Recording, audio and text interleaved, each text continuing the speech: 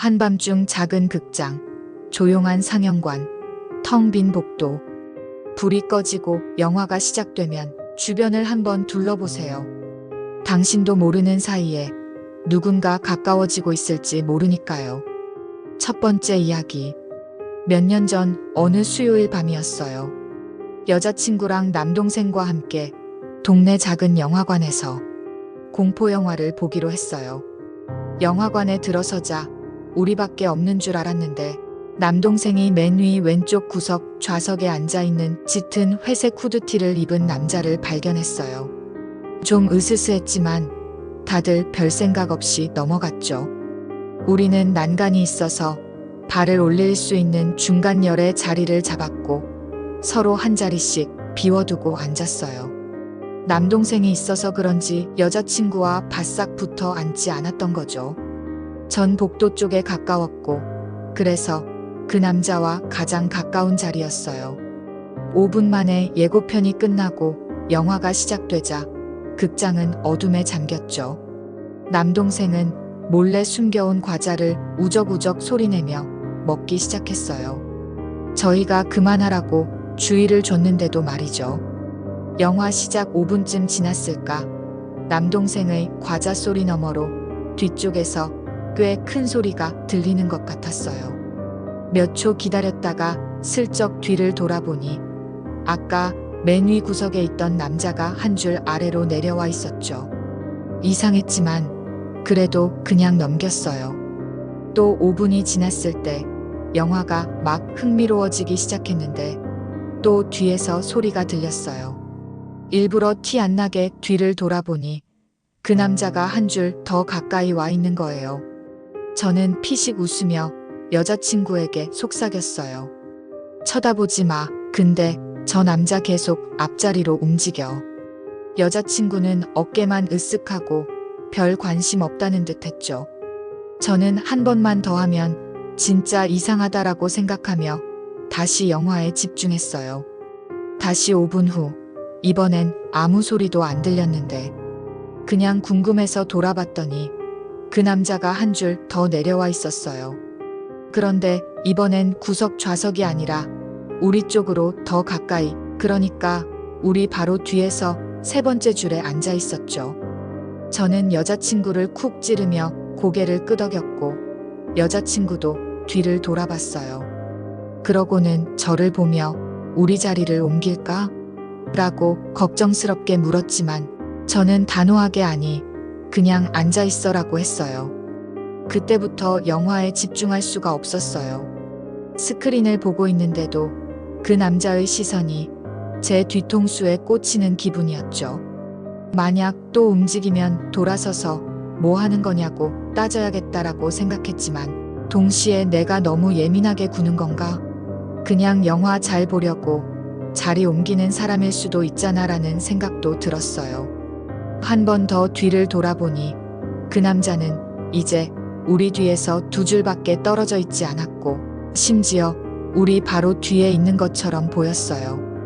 고개를 푹 숙이고 무릎만 쳐다보고 있었죠. 뭘 보고 있는지는 확인하지도 않았어요. 전 너무 무서웠고 뭔가 말하려고 입을 뗐다가도 그냥 닫아버렸죠. 그때 남동생이 영화의 조용한 부분에 맞춰 화장실에 간다고 일어났어요. 1분쯤 지났을까 저는 이번에야말로 따지려고 뒤를 돌아봤는데 아무도 없었어요. 완전히 텅 비어 있었죠. 여자친구에게 말하자 다행이네라고 했지만 저는 갑자기 너무 무서워졌어요. 남동생 생각이 났거든요. 여자친구에게 기다리라고 하고 복도로 뛰어나갔어요. 복도를 둘러보자 회색 후드티를 입은 남자가 남자 화장실로 들어가는 게 보였어요. 동생이 걱정돼 화장실로 달려가 문을 열었는데 그 남자가 변기칸 문 아래로 무릎을 꿇고 엿보고 있었어요. 음흉하고 이상한 취미를 가진 위험한 사람이었던 거예요. 그가 저를 쳐다보는 순간 멀리서 남동생이 저를 부르는 소리가 들렸어요. 남동생은 영문을 모르겠다는 표정으로 저에게 손을 흔들고 있었죠. 저는 남동생에게 달려가서 여자친구를 데리고 안내 데스크로 갔어요. 아르바이트생은 경찰에 신고하고 CCTV를 보여줬어요. 그 남자가 복도를 걸어가는 모습이 고스란히 찍혀 있었고 우리는 경찰에 진술서를 작성했죠. 정말 다행이었던 건 남동생이 그 남자와 반대쪽 화장실에 갔다는 거예요. 만약 같이 있었다면 제가 달려갔다 해도 무슨 일이 벌어졌을지 정말 아찔한 순간이었어요. 그 후 몇 해가 지났지만 그 남자는 아직도 잡히지 않았어요. 두 번째 이야기.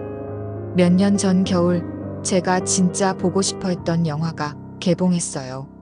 친구들은 이미 다 봐서 혼자 보러 가야 했는데 왠지 혼자 영화관에 가는 게 쑥스러웠죠. 목요일이 공강이었던 터라 수요일 밤상영이면 한산할 것 같아 용기를 내서 혼자 영화관으로 향했어요. 표를 끊고 들어서는데 건물이 쥐죽은 듯 조용했어요.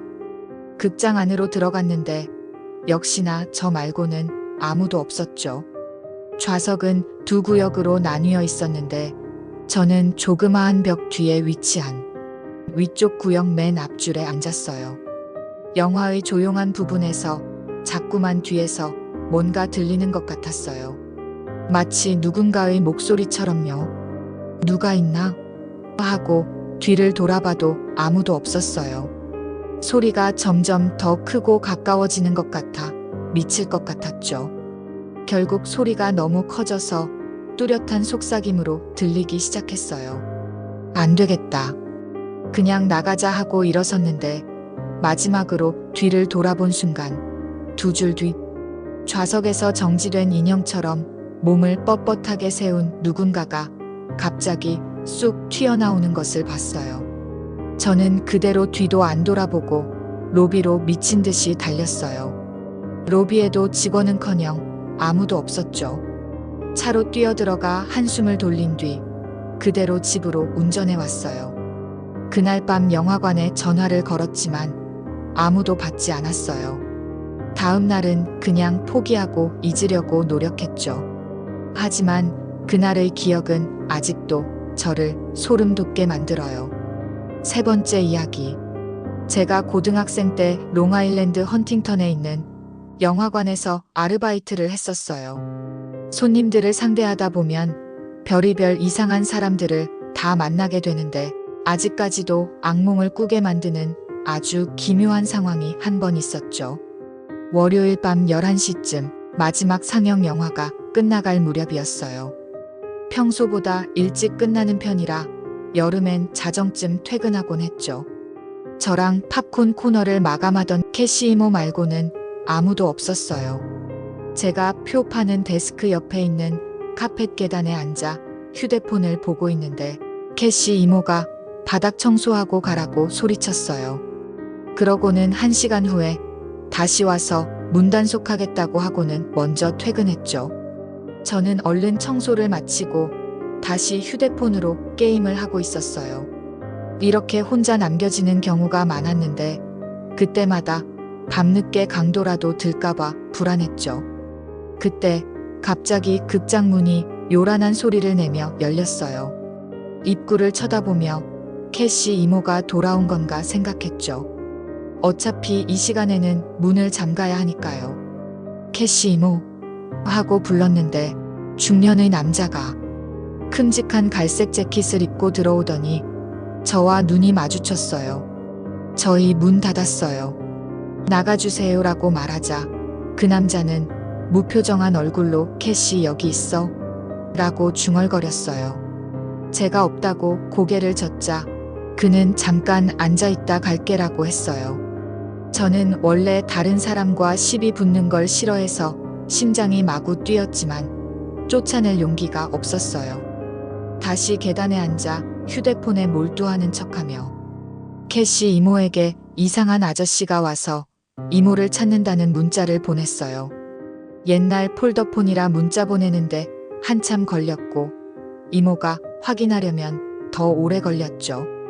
문자를 보내고 나서 보니 그 남자가 맞은편 벤치에 앉아 저를 빤히 쳐다보고 있었어요. 저는 기분이 나빠서 그에게 보란 듯이 일어나 계단 3칸을 올라가서 그 남자가 안 보이는 벽 쪽 벤치에 앉았어요. 바보 같은 생각이었죠. 이제 그가 제 시야에 없으니 뭘 하든 상관없게 되었으니까요. 몇 분이 지나고 나서야 이거 바보 같은 짓이구나 싶어 다시 계단으로 내려왔는데 그 남자는 사라지고 없었어요. 마침 그때 캐시 이모가 돌아왔고 마지막 손님들이 나가고 있었어요. 제가 그 남자에 대해 말하자 이모는 자기가 실수로 문을 안 잠갔다고 했죠. 저는 10분 정도 상영관 몇 군데를 더 청소하고 퇴근 준비를 했어요. 캐시 이모는 마지막으로 부탁 하나만 더 들어달라고 했어요. 빗자루랑 쓰레받기, 물통 좀 창고에 넣어줘. 이모 말대로 창고로 이어지는 문을 열고 불이 침침한 콘크리트 계단을 내려갔는데 보일러 뒤 구석에 팔 하나가 삐죽 튀어나와 있는 게 보였어요. 그 남자였어요. 숨어 있는 게 너무나 분명했죠. 저는 못 본 척하고 다시 계단을 올라와 문을 잠그고 캐시 이모에게 달려갔어요. 이모는 먼저 CCTV를 확인했는데 여기서부터 정말 소름 끼치는 일이 벌어졌어요. 제가 그 남자에게서 숨어 있던 짧은 시간 동안 감시 카메라에 그 남자가 일어서서 극장을 나가는 모습이 찍혔던 거예요. 캐시 이모는 놀란 듯 저 사람 내 전남편이야 라고 말했어요. 이 말을 듣는 순간 심장이 덜컥 내려앉는 기분이었죠. 저는 분명히 창고에 누군가 있다고 말했어요.